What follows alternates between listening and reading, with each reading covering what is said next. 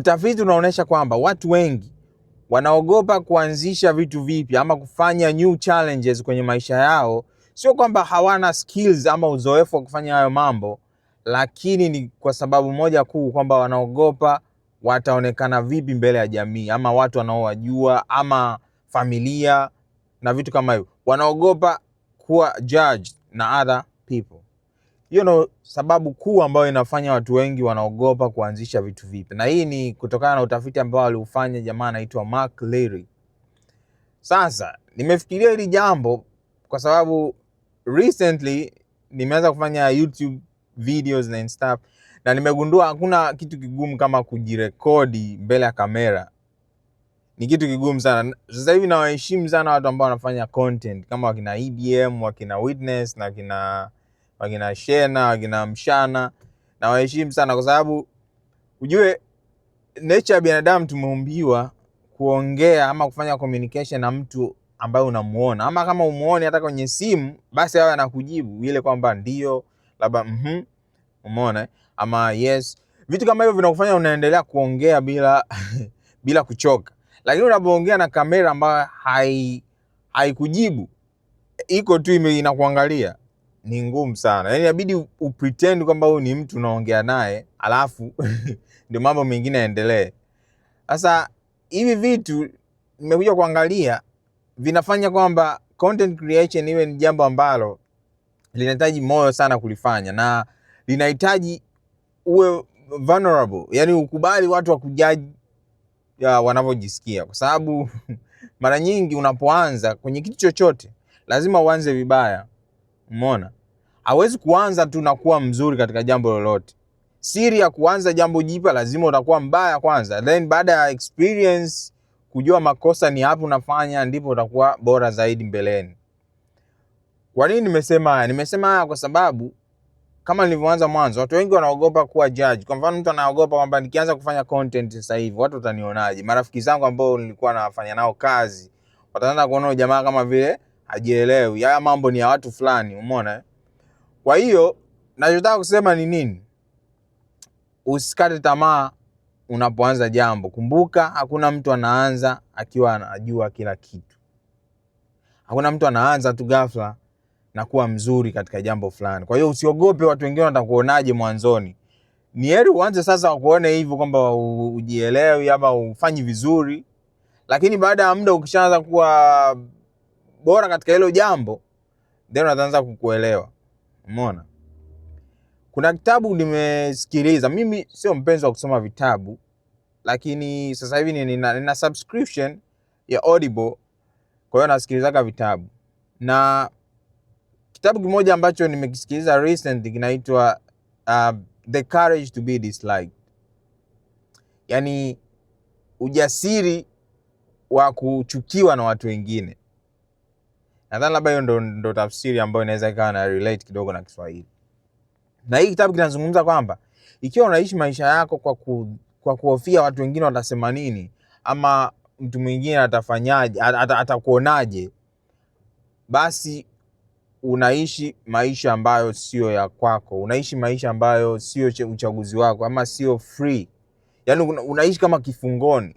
Ikiwa kila kitu unachowaza kukifanya kwenye maisha yako unawaza fulani atakuonaje, basi hauko huru.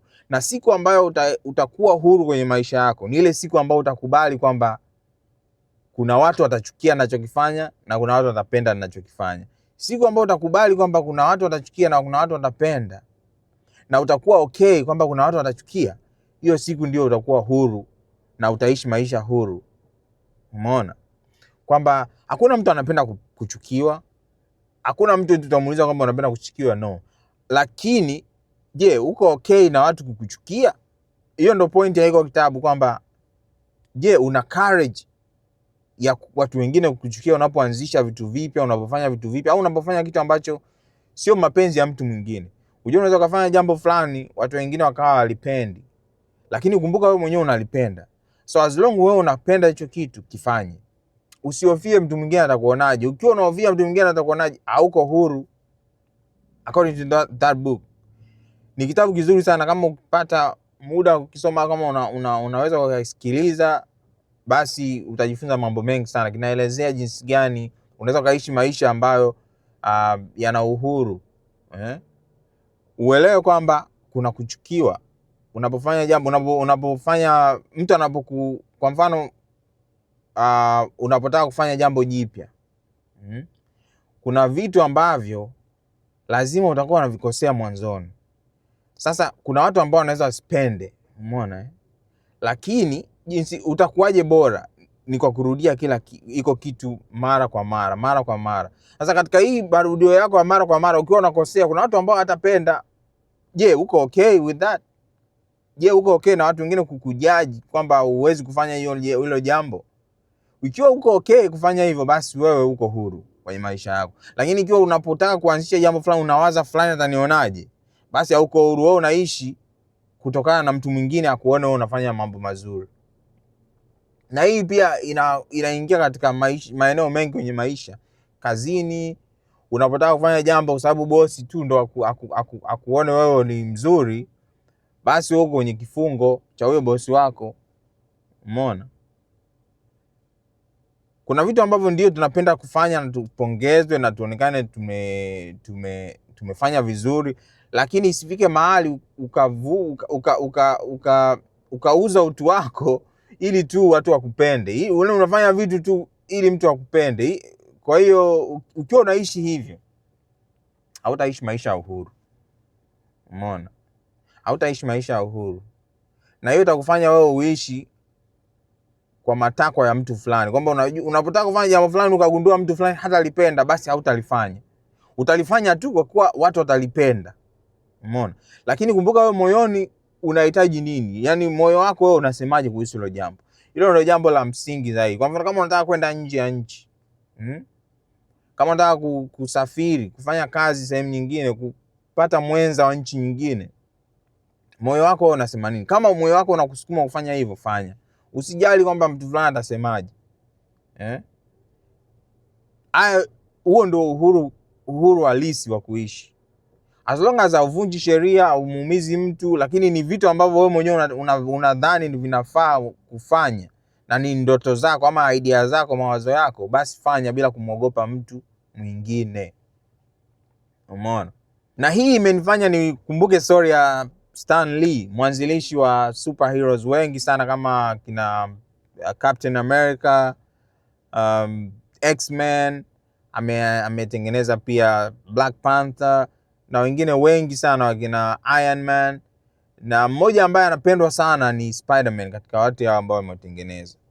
Na ukisikia story ya jinsi Spider-Man alivyozaliwa ama alipotengenezwa, utagundua kwamba kuna somo moja kubwa ambalo tunajifunza.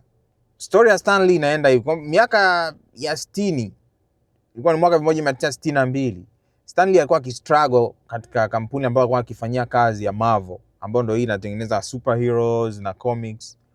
Anadai kwamba ilifika mahali alichoka kwa sababu idea zake zilikuwa zinakataliwa na watu, nyingine zilikuwa hazipendwi. Kwa hiyo akaamua kwamba afanye project moja ambayo kama ikipendwa sawa, isipopendwa sawa. Bosi wake alimpa challenge moja, alimwambia kwamba Stan Lee, nataka utengeneze superhero mpya. Umeona Tengeneza superhero mpya afu niletee hiyo idea. Basi Stan Lee alienda nyumbani akawa anawaza idea ya superhero mpya. Kipindi hicho Spider-Man alikuwa hayupo, mwaka 1962. Sasa wakati anawaza zile idea, akaona fly ama tuseme nzi kwenye ukuta. Idea ikamjia kwamba kwa nini sitengeneze superhero ambaye ataweza kutembea ukutani, yani kuwa anatambaa ukutani au tuseme ananing'inia.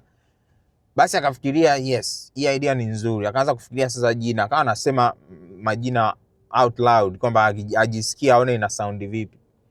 Akawa anawaza labda Flyman, anaona kama mbona hii idea. Sasa wakati anajaribu zile idea, akaland ama akatua kwenye idea ya Spider-Man. Akaona kwamba wow, it's amazing, Spider-Man.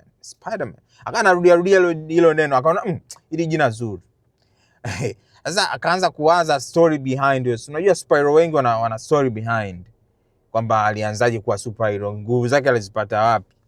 Wakati anafikiria ndo akawaza hilo kwamba amtengeneze kwanza superhero ambaye ni kijana, teenager. Na kumbuka kipindi hiko superheroes walikuwa wakitengenezwa walikuwa ni watu wazima, wana familia. Kwa hiyo ni watu ambao wanajielewa, sio vijana wadogo ambao ni ma teenagers. Alafu akafikiria story nyingine ya superhero huyu amfanya awe na matatizo, awe amefiwa na wazazi wake akiwa mdogo, anaishi na uncle na auntie, awe ana money problem, ni poor, ana struggle na hela na kulipa rent na vitu kama hivyo. Lakini pia akafikiria awe na relationship problems na matatizo kwenye mahusiano yake. Umeona Akaona hii idea ni nzuri sana, basi akaitengenezea story pale. Alafu kesho yake akaenda kwa boss, very excited. Bosi, ile story ambayo umeniambia nitengeneze superhero mpya nimeipata. Story yenyewe ni hii. Nimepata idea ambayo superhero huyu tutamuita Spider-Man, na atatoka katika familia hii, atakuwa analelewa na uncle na auntie, atakuwa na matatizo haya, lakini nguvu zake atazipata baada ya kung'atwa na spider na buibui.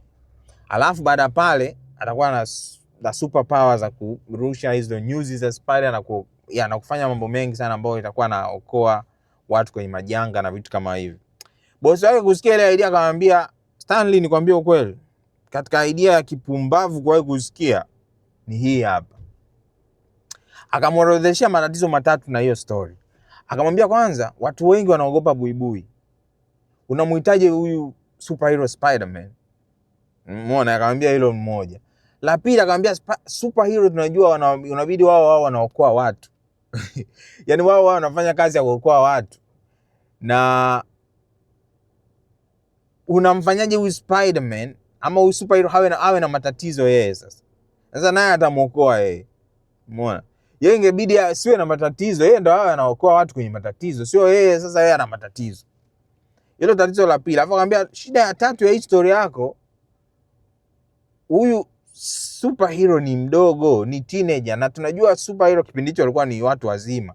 Akadai kwamba kumuita huyu, kumpa huyu superhero majukumu mengi haya ya kuokoa watu, alafu bado ni teenager mdogo, hii story yako ni ya kipumbavu sana, siwezi kuifanyia kazi. Umeona? Akamwambia, hapana, hii idea mimi naikataa. Basi Stanley alipoondoka pale alihuzunika sana moyoni, lakini Stanley alikuwa determined, akasema hapana, hii idea hapana, mimi nataka watu waisikie afu ndo wajaji. Huyu boss huyu anazingua huyu. Nataka watu wasikie afu ndo wajaji waseme kwamba hii ni mbaya ama ni nzuri. Sasa kati Stanley anawaza hivyo akakumbuka, kuna magazine moja ambayo inaitwa Amazing Fantasy. Ilikuwa inatengenezwa na Marvel. Na ile Amazing Fantasy ilikuwa inafanya vibaya kwenye mauzo. Kwa hiyo boss wake aliamua kwamba katika ule mwezi ndio ile toleo la mwisho la ile magazine isitolewe tena. Kwa hiyo ilipewa mwezi mmoja tu ichapishwe, alafu ifungwe isitolewe tena. Stanley akafikiria akasema, yes, idea yangu hii ya Spider-Man nitaiweka katika ili toleo la mwisho la hii Amazing Fantasy. Kuna nini cha kupoteza? Kwa katika front cover ile Amazing Fantasy akamchora Spider-Man akiwa anamokoa mtu huku anaruka kwenye magorofa. Na ndani ya ile magazine akaandika ile story ya jinsi Spider-Man anavyoishi, ana struggle zake ni zipi, alipataje nguvu na nini. Akaandika kama kale story katika mfumo wa comics. Umeona? Katika ile magazine Amazing Fantasy mwaka 62 huo. Baada ile magazine kutoka bana, ilifanya vizuri sana kuliko magazine nyingine. Yaani ilipendwa mno, watu walinunua sana ile magazine kusoma ile story ya Spider-Man. Walivutiwa sana na ile story. Sasa baada ya muda bosi akamuita Stanley ofisini. Akamwambia, Stanley, unakumbuka ile story yetu nzuri ile ya Spider-Man ile ulioniletea ile? Nataka sasa tufanye zaidi, tuendeleze ile story, tufanye matoleo mengi zaidi. Stanley akashtuka, sema, ile story yetu nzuri ile, wewe ulikataa. Hakusema out loud, lakini aliona kwamba kumbe bosi sasa ashaanza kuelewa baada magazine kuuza vizuri. Kwa hiyo baada ya pale Stanley akaanza sasa kuchapisha story ya Spider-Man katika series kwenye ile gazeti lingine, magazine mpya ambayo ilikuwa dedicated kwa Spider-Man 2. Umeona? Na baada pale Spider-Man akaenda kufanya vizuri zaidi katika among the superheroes ambao walitengenezwa na Marvel. Na movie zake mpaka leo zimeingiza zaidi ya $9 bilioni 9. Sasa imagine kama Stanley asinge fight na ile idea, asingejaribu tena kuona kwamba hapana, hii idea mimi siwezi kukatishwa tamaa, lazima niweke katika toleo lile la Amazing Fantasy. Hii inakwambia kwamba usikubali hata siku moja mtu akwambie uwezi kufanya jambo fulani. Umeona? As long as wewe unaamini katika hilo jambo, lifanye. Usikubali mtu akukatie tamaa, akwambie kwamba jambo fulani haliwezekani. Jaribu. Watu wengi sana wako kwenye kuangalia negative things ya vitu ambavyo unavifanya. Kwa hiyo, whether unataka kufanya YouTube content, whether unataka kwenda nje, kuanzisha maisha mapya, whether unataka kufanya biashara, unataka kusoma, unataka kujiendeleza na kitu fulani, au una idea nyingine ambayo wewe unadhani hiyo idea itakufanya utoboe kwenye maisha, ama itafanya vizuri kwenye maisha na itabadilisha maisha yako, ifanye hiyo idea. Umeona? Usifikirie mtu mwingine atasema. Na jambo lingine, usikae hata siku moja ukapokea ushauri wa mtu ambaye hafanyi kitu ambacho anakushauri. Kwa hivyo ni kama vile kupokea ushauri kuhusu jinsi gani ya kulea watoto kwa mtu ambaye hajawahi kuwa na mtoto. Utakuwa umechanganyikiwa. Hivyo mtu kama anakushauri mambo ya YouTube, nawe anafanya YouTube. Sio mtu aje kufanya YouTube hapa anakushauri hapana, hapa ungefanya hivi, hapa ungefanya vile. No. Ama idea yako ni mbaya, akushauri kweli mtu ambaye ameshafanya content, anajua content zikoje. Hiyo idea ndio ya maana. Na ina apply kwenye area zote za maisha. Mtu yote anakushauri jambo, hakikisha analifanya hilo jambo. So mtu hajaoa hapa anakuambia kuhusu mambo ya kuoa.